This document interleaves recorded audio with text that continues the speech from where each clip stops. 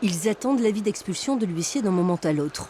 Après des mois d'occupation, les habitants de l'ancien cinéma du centre-ville Le Royal sont sur le point d'être délogés par les forces de l'ordre. Pour se préparer, ils ont bâti une barricade à l'entrée du bâtiment. En gros, en fait, c'est un mur renforcé et du coup, ça empêche le passage. Ce qui fait la spécificité de ce squat, c'est sa transformation en un lieu culturel alternatif. Des concerts gratuits ouverts au public, des pièces de théâtre, des projections de cinéma s'enchaînent ici toutes les semaines. Messor est l'un des occupants du Royal.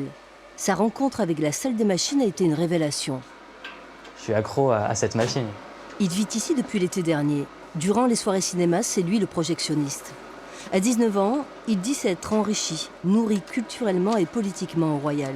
Alors cette expulsion annoncée, il la redoute à plus d'un titre. Personnellement, déjà, ce sera la perte de mon lieu de vie. Parce que en fait, moi, j'habite ici, ça fait 10 mois du coup. Presque un an que je vis ici, que j'ai une chambre ici, que je fais ma vie ici, que je fais mes études ici. Moi, je suis boursier, donc j'ai très peu d'argent par mois. Ma famille n'a pas les moyens de m'aider. Et donc oui, pour moi, me loger, ça veut dire peut-être refaire une occupation, réouvrir un squat. Dans ce lieu en autogestion, une vingtaine de jeunes gens vivent en permanence. Ce sont des étudiants ou des travailleurs précaires. Les habitants du Royal sont soutenus par un collectif militant issu du mouvement social. Pour eux, cette occupation a rendu visible la pauvreté en centre-ville. On peut tous dire ici qu'on a appris beaucoup, voilà. Et sur la misère humaine aussi.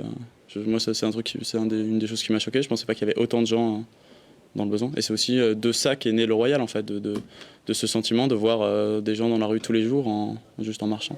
On est contre l'expulsion, ça c'est clair. Et c'est pour ça qu'on lance des appels à soutien un peu partout sur les réseaux sociaux, via les téléphones, etc. C'est parce que vraiment on n'est pas disposé à laisser le lieu, surtout pour donner place à un projet immobilier. La cour d'appel a ordonné l'expulsion des occupants dans les 48 heures. Les propriétaires veulent récupérer leurs biens pour le vendre à des promoteurs immobiliers.